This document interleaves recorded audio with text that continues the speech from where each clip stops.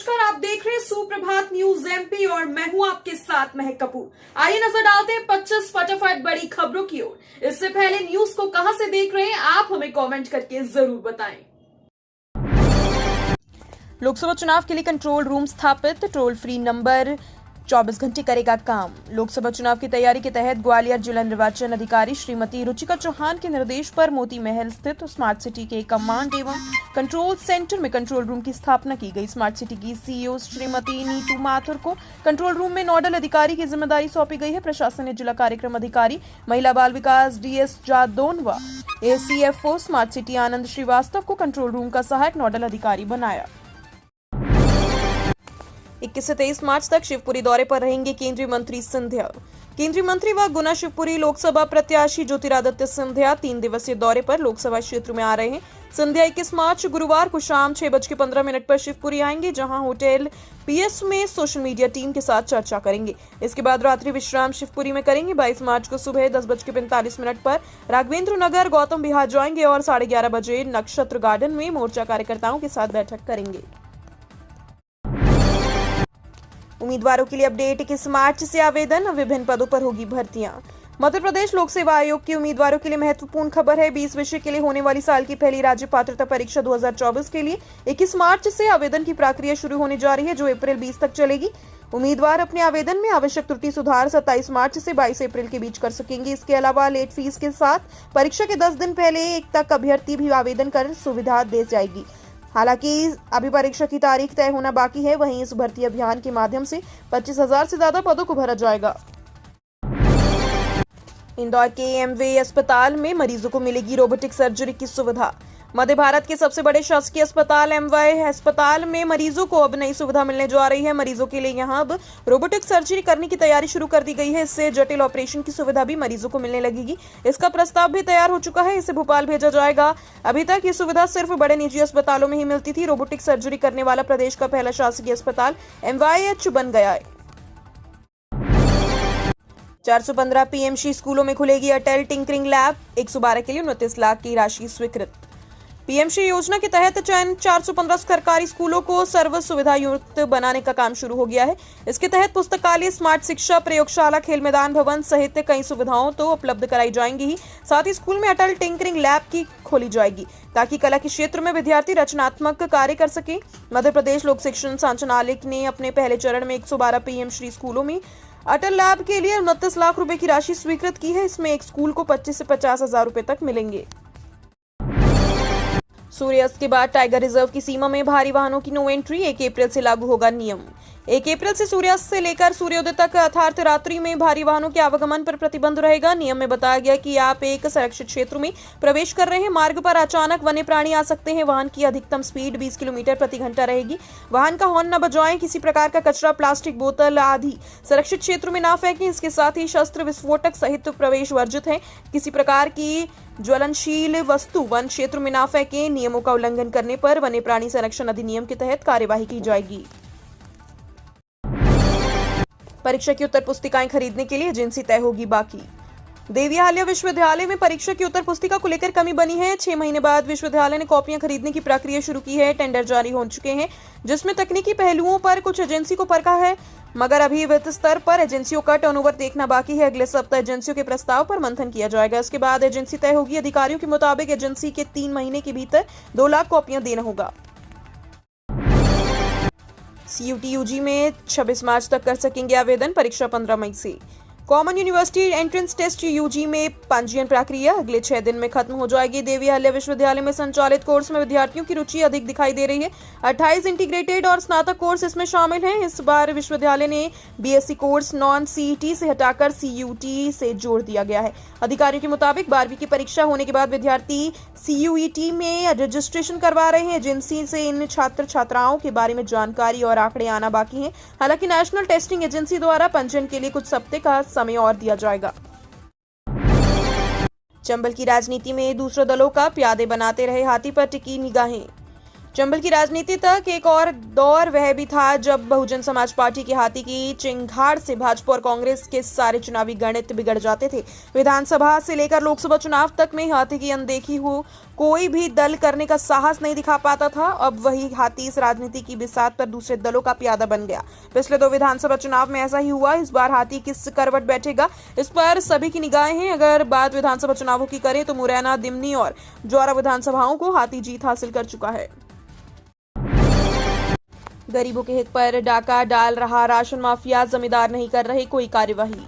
सरकार की ओर से गरीबों को खाद्यान्न वितरण किया जाता है ताकि वो अपना गुजर बसर अच्छे से कर सके, लेकिन इस खाद्यान्न वितरण में भी धांधली की जा रही है। ऐसा एक मामला सामने आया जिसमें डबरा शहर के वार्ड क्रमांक 4, 5, 6 की राशन दुकान संचालक द्वारा गरीब परिवारों का राशन काटा जा रहा है, जिसमें केवाईसी न होने के नाम पर आईडी में जोड़े सभी सदस्यों का राशन नहीं दिया जाता है। ऐसे में उपभोक्ता अपनी परेशानी किसको बताए, क्योंकि खाद्य विभाग के वरिष्ठ अधिकारियों को ये जानने की फुर्सत ही नहीं है कि उनकी खाद्य वितरण व्यवस्था कैसी चल रही है। लोकसभा चुनाव में क्या है एमपी बीजेपी का 370 का फॉर्मूला। लोकसभा चुनाव को देखते हुए भारतीय जनता पार्टी की सभी बैठकों में 370 का फॉर्मूला तेजी से चल रहा है। ये 370 का फॉर्मूला बीजेपी के छोटे से छोटे कार्यकर्ता से लेकर प्रदेश के मुख्यमंत्री, प्रदेश अध्यक्ष सहित चुनाव प्रबंधन से जुड़े हर नेता के बीच सुनने और बोलने में आ रहा है। इस फॉर्मूले के जरिए बीजेपी प्रदेश की सभी 29 सीटों को जीतने का दावा भी कर रही है। बीजेपी के प्रदेश अध्यक्ष विष्णुदत्त शर्मा के मुताबिक लोकसभा चुनाव में प्रत्येक पोलिंग बूथ पर बीजेपी ने पिछले चुनाव के मुकाबले 370 वोटों से जीत का आंकड़ा दर्ज करने का लक्ष्य रखा है। पोरसा के मुक्तिधाम में बनेगा महाकाल लोक, होंगे 12 ज्योतिर्लिंग के दर्शन। अंतर्राष्ट्रीय ख्याति प्राप्त मुक्तिधाम पोरसा में समूचे भारत में विराजमान भगवान भोलेनाथ के 12 ज्योतिर्लिंग के दर्शन वर्ष 2025 तक मिलेंगे। सनातन धर्म की रीति रिवाज को कायम रखने के लिए प्रतिपदा से लेकर पूर्णिमा एवं अमावस्या तक की सीढ़ियां बनाई जाएंगी तथा भास्कर भगवान की पहली किरण महाकाल के दर्शन करेगी। पोरसा मुक्तिधाम में 2023 से महाकाल लोक का निर्माण किया जा रहा है, जिसका काम 2025 तक पूरा होने की संभावना है। उपार्जन केंद्र में ही साफ होगा गेहूं से कचरा, किसान को देने होंगे प्रति बोरा 20 रुपए। जिले में धान पंजीयन, खरीदी और सिक्की में हुई गड़बड़ी से जिला प्रशासन ने सबक लिया है, जिसके बाद 29 मार्च से शुरू हो रही गेहूं की खरीद में नियम और व्यवस्था में कई बदलाव किए गए। इसमें सबसे बड़ा बदलाव उपार्जन केंद्र प्रभारियों को किसान द्वारा लाए जाने वाले गेहूं की गुणवत्ता परखने के बाद नॉन एफएक्यू यानी खराब गुणवत्ता का गेहूं नहीं खरीदने को कहा गया। लेकिन इन किसानों को केंद्र से लौटाना नहीं है, बल्कि उनके गेहूं को साफ करके खरीदना है। इस सफाई में लगने वाले श्रम और मजदूर का परिश्रम किसानों को देना होगा। सिंगरौली निगमायुक्त सत्येंद्र सिंह बने जबलपुर स्मार्ट सिटी के नए सीईओ। पिछले 1 माह से सीईओ वहीन जबलपुर स्मार्ट सिटी में नए सीईओ की पदस्थापना कर दी गई। स्मार्ट सिटी के नए सीईओ सत्येंद्र सिंह धाकरे होंगे। वर्तमान में वे सिंगरौली निगमायुक्त के पद पर पदस्थ रहे। शासन द्वारा जारी आदेश के तहत प्रशासनिक कार्य सुविधा की दृष्टि से सिंगरौली निगमायुक्त सत्येंद्र सिंह का तबादला करते हुए जबलपुर स्मार्ट सिटी सीईओ बनाया गया। विदित हो कि 9 फरवरी 2024 को तत्कालीन जबलपुर स्मार्ट सिटी के सीईओ चंद्र प्रताप गोहल को उप मुख्यमंत्री व लोक स्वास्थ्य एवं परिवार कल्याण चिकित्सा शिक्षा मंत्री की निज स्थापना में विशेष सहायक के पद पर पदस्थ किया गया था। मध्य प्रदेश में पहले चरण के चुनाव के लिए आज बुधवार को जारी होंगी अधिसूचना। लोकसभा चुनाव के पहले चरण में मध्य प्रदेश की 6 सीटों के लिए आज बुधवार को अधिसूचना जारी होगी। इसके साथ ही नामांकन की प्रक्रिया भी प्रारंभ हो जाएगी। सुबह 11 बजे से दोपहर 3 बजे तक नामांकन पत्र रिटर्निंग ऑफिसर कार्यालय में जमा होंगे। निर्वाचन आयोग द्वारा निर्धारित व्यय सीमा 95 लाख रुपए रहेगी। प्रदेश के मुख्य निर्वाचन पदाधिकारी अनुपम राजन ने मान्यता प्राप्त राजनीतिक दलों के प्रतिनिधियों को चुनाव प्रक्रिया के संबंध में जानकारी दी। दिव्यांग मतदाताओं के लिए बनेंगे रेलिंग वाले रैंप, 21 केंद्रों को बनाएंगे आदर्श मतदान केंद्र।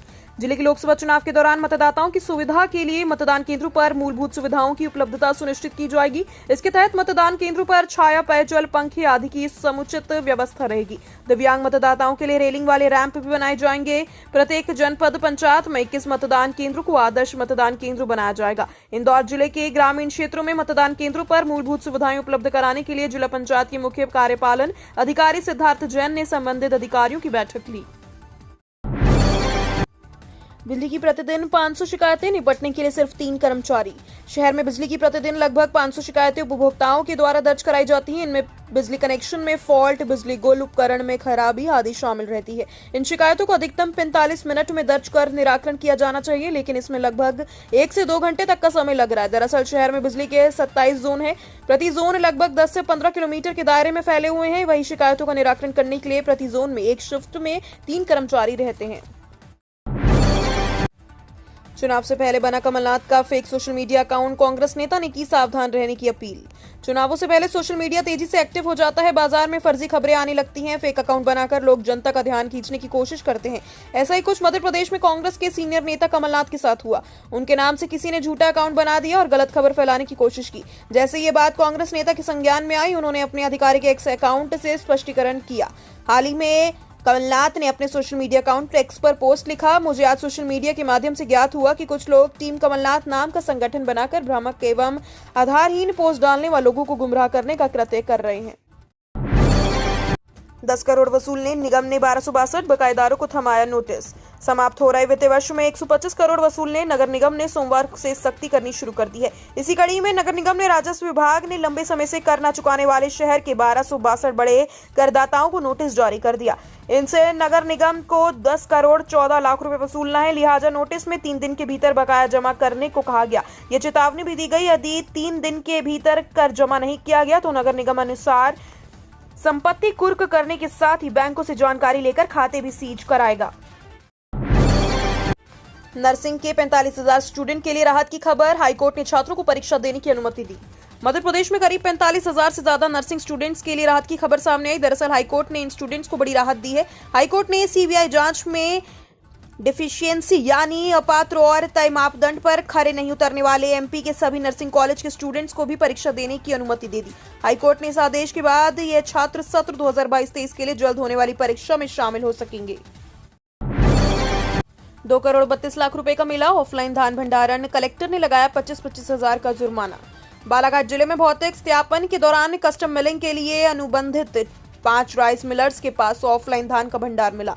राइस मिल के पास 9,295 क्विंटल ऑफलाइन धान का भंडार मिला है, जिसका मूल्य 2 करोड़ 23 लाख रुपए से अधिक है। जिला कलेक्टर ने सभी राइस मिलर्स पर 25-25 हजार रुपए की कास्ट लगाई। खरीफ विपणन वर्ष 2023-24 में जबलपुर संभाग के अंतर्गत जिलों में उपार्जित की गई धान एवं मिलर्स को प्रदाय धान का भौतिक सत्यापन तथा मिलिंग पश्चात प्राप्त सीएमआर का भौतिक सत्यापन और गुणवत्ता की जांच हेतु दलों का गठन किया गया था। इन 2 बैंकों ने किया नियमों का उल्लंघन, आरबीआई ने ठोका करोड़ों का जुर्माना।